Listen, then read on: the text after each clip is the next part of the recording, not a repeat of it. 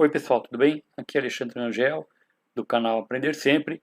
Hoje nós vamos ter uma sequência de vídeos falando a respeito da origem do povo hebreu e também de como foi possível criar o Estado de Israel. Por que Israel existe? É o nome da sequência desses vídeos. Nós temos aí uma sequência de vídeos gravada pelo professor Ock.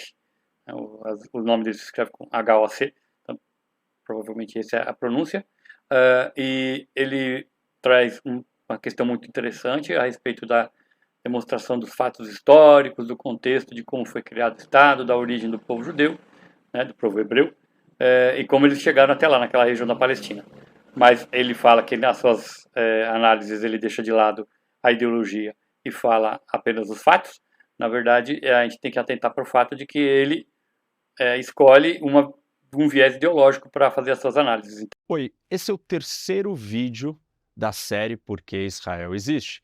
No primeiro eu contei a origem, como que surgiu o Estado de Israel, enfim, a formação do Estado, a divisão do território, as imigrações. No segundo vídeo, eu trouxe a fundação do Estado e as guerras com os países, com os estados vizinhos.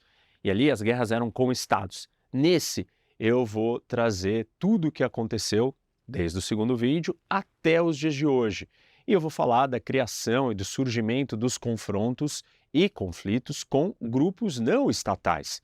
Então, estou falando aqui de OLP, Hamas, grupos terroristas palestinos e os choques e guerras que existiram contra Israel nesse período. E também, vamos chegar nos dias de hoje e vai ajudar vocês a entenderem uma série de coisas que acontecem hoje que estão ligadas com esses últimos desdobramentos mais recentes. Pessoal, deixa eu fazer uma pausa aqui no vídeo para falar do nosso patrocinador e parceiro, a Insider, que nos permite produzir esses conteúdos de extrema qualidade para vocês.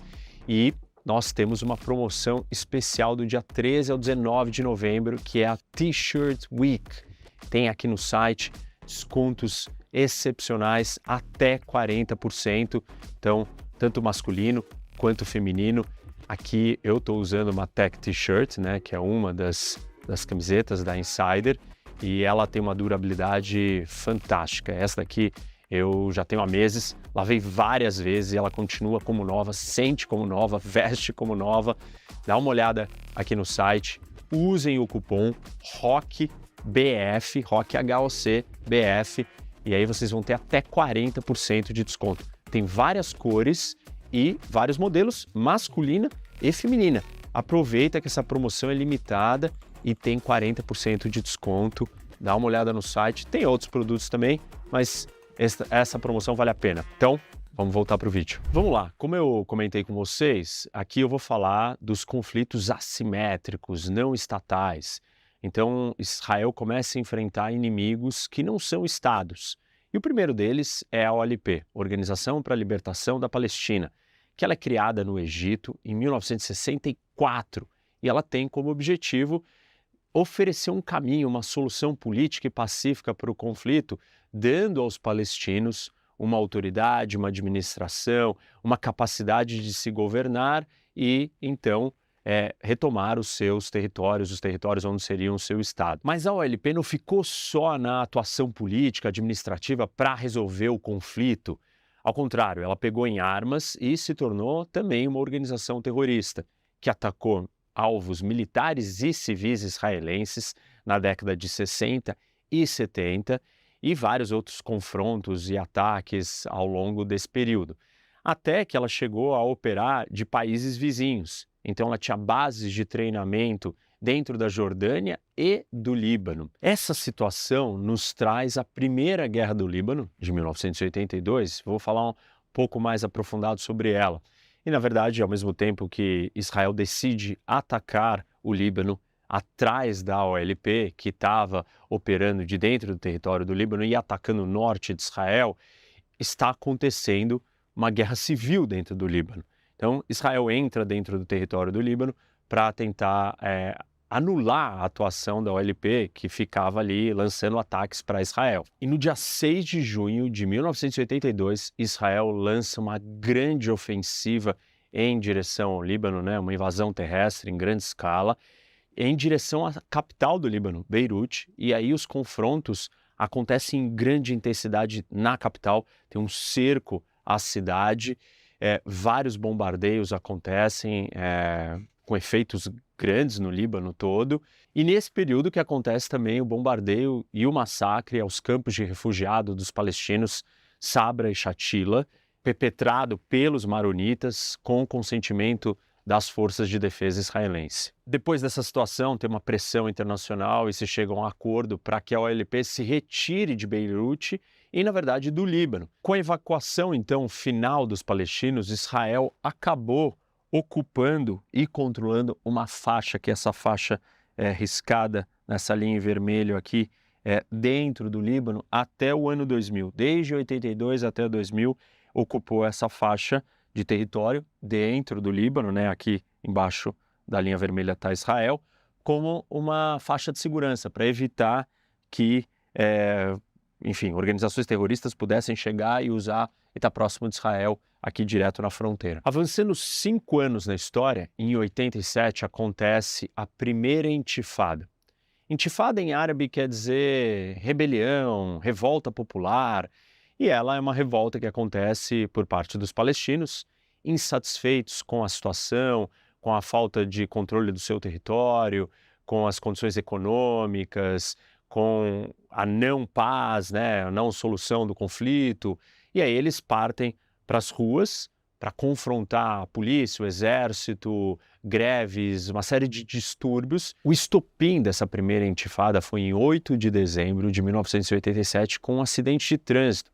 Um caminhão israelense na faixa de Gaza bate num carro, 4 palestinos morrem, e aí as pessoas saem às ruas para protestar, e isso vai ganhando uma velocidade e toma conta dos territórios palestinos. Então, isso vai durar desde 87 até 1993. A tática palestina, né, de revolução, protesto, manifestação e choque com a polícia e com o exército, algumas vezes de forma mais pacífica, mas na maioria das vezes confrontos direto com violência. E aí Israel responde com militares, polícia e forças de choque, então tem tanques, vai ter um monte de mortos e feridos nesses choques. Isso causa uma comoção, né? A opinião pública internacional começa a prestar atenção, muitos simpatizam pela causa palestina, isso acaba levando a situação para uma mesa de negociação, e daí nós vamos entrar então no processo de Oslo. Esses acordos, eles são extremamente importantes, eles acontecem em 1993, eles são negociados secretamente entre Israel e a Organização para a Libertação da Palestina, a OLP, e quando eles são assinados, eles são a base de preparação para um acordo final de paz, onde supostamente teríamos a criação dos 2 estados. E ali uma série de premissas e bases fundamentais são estabelecidas e que provavelmente serão as bases de um futuro acordo de paz definitivo se acontecer. Oslo traz, primeiro, o reconhecimento mútuo a Israel e à autoridade palestina. Então, a OLP reconhece que o Estado de Israel vai existir e Israel reconhece a OLP como a autoridade palestina para governar os territórios. E aí o Arafat, que estava exilado, estava fora, ele volta e ele vai vir comandar os territórios da Cisjordânia e de Gaza. Como eu falei para vocês, a parte principal do Acordo de Oslo é essa transição para entregar os territórios, né? Aqui, esse daqui é a Cisjordânia, da Cisjordânia e Gaza para os palestinos administrarem, terem o controle e se governarem nesses lugares onde eles estão vivendo. Então, assim, é quase um Estado, é quase a criação do Estado. Por que não é a criação do Estado? Porque era uma transição, precisava negociar ainda outros detalhes, outras questões, e esse era um processo de ir desescalando e achando um caminho e vendo se aquilo ia dar certo e se ia funcionar. Por que ia dar certo e funcionar? Porque nós temos um elemento da segurança do que acontecia aqui dentro. Como Israel tinha sido vítima de vários ataques dos países árabes e dos palestinos, né, que eu contei no vídeo 2 e também no 1, de certa maneira, Israel está preocupado com a sua segurança. Então, o resultado da Guerra de 67, que eu expliquei para vocês no vídeo 2, é Israel controlando e ocupando muitos territórios depois de atacada. E aí, então, Israel passa a controlar, os palestinos não têm o controle, os palestinos continuam não reconhecendo a existência de Israel, a OLP surge, como eu expliquei para vocês aqui, mas ela não surge para negociar a paz. E aí aquela ideia que eu também contei no vídeo 2, sobre a resolução da ONU 242, que fala da troca de territórios pela paz, ela não é implementada. E lembro para vocês, Israel estava disposto a implementar aquilo desde que os países árabes ou os palestinos reconhecessem a existência do Estado de Israel e lidassem com a questão da segurança das fronteiras. Então, para se ter a paz, Israel daria de volta os territórios, ocupados em troca da paz. E a paz é paz, reconhecimento e segurança de fronteira, que foi exatamente o que aconteceu com o Egito, que eu expliquei para vocês. Mas aqui isso não aconteceu, porque a OLP pega em armas e parte para o ataque novamente, ainda buscando e almejando ter o controle total do território, expulsar os israelenses de tudo que eles acreditam que tem que ser a terra palestina, como muitos falam, e essa frase é importante, quem escutar isso por aí vai entender parte do problema, porque nós temos o conflito até hoje, quando dizem para uma Palestina livre do rio ao mar. Do rio, qual rio? Rio Jordão está aqui, o mar é o quê? O Mediterrâneo. Do rio ao mar significa que se a Palestina vai ser do rio ao mar, não vai existir Israel. Então, quem clama e fala esse tipo de coisa, continua não reconhecendo a existência do Estado de Israel. E muitos ainda falam isso, então aqui nós estamos nesse contexto e por isso que vem Oslo. E aí então Israel, no acordo de Oslo, fala, tá bom, eu vou entregar os territórios, você vai me reconhecer, OLP, vamos começar um processo de transição. O que é essa transição? Nós vamos dividir a Cisjordânia em 3 partes, a área A, B e C. E coisas diferentes acontecerão em cada uma dessas áreas. Na área A, que é a mais clara, então esses grandes centros urbanos aqui, o acordo diz o seguinte, os palestinos, a autoridade palestina, ela vai ter a administração civil e militar. O que é administração civil e militar? Ele vai ser o governo, ele vai cuidar de todas as atividades, todas as regras, ele vai gerir as pessoas, a população palestina. E militar, eles são responsáveis, os palestinos são responsáveis pela segurança do que acontece na área A. Na área B, os palestinos, que a área B ela é a mais escura aqui, um pouquinho mais escuro, todos esses outros pontos salmão aqui, mais escuro, o que vai acontecer? Os palestinos têm a administração civil, mas a segurança será feita por Israel. E na área C, que é o resto do território, que hoje engloba 60% do total da Cisjordânia, quem tem o controle civil e militar é Israel. E aí vamos lá, por que isso é dessa maneira? Porque, obviamente, Israel ainda teme que a segurança não seja bem feita. Então Israel quer ter o controle, por exemplo, da fronteira da Cisjordânia com a Jordânia.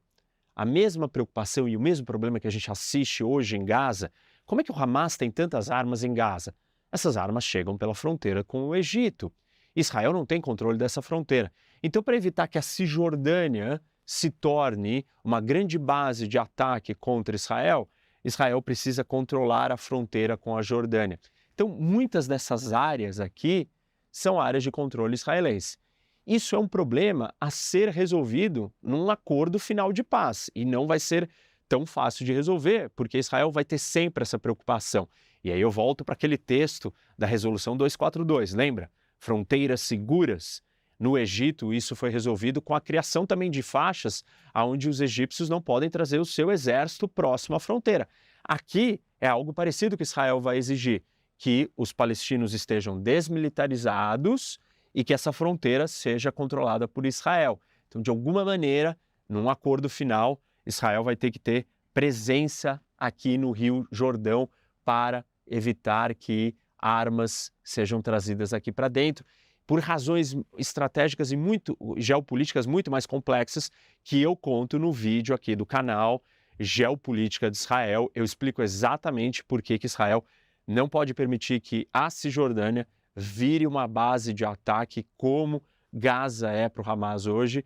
Por questões geográficas e geopolíticas, assistam esse outro vídeo. É interessante para complementar, vocês entenderem a importância e a diferença do tratamento que Israel dá para esse território. Não é só o tamanho, mas é a posição que ele está elevada geograficamente em relação ao resto do território de Israel. E aí vamos lá, isso daqui então era um processo para ser avançado até que em algum momento os palestinos tenham o controle total militar e civil. Só que os palestinos precisam ter capacidade para isso. Eu já comentei com vocês, acho que no primeiro ou no segundo vídeo, que os palestinos têm dificuldade de governar e controlar, inclusive, suas próprias cidades, no tema da segurança.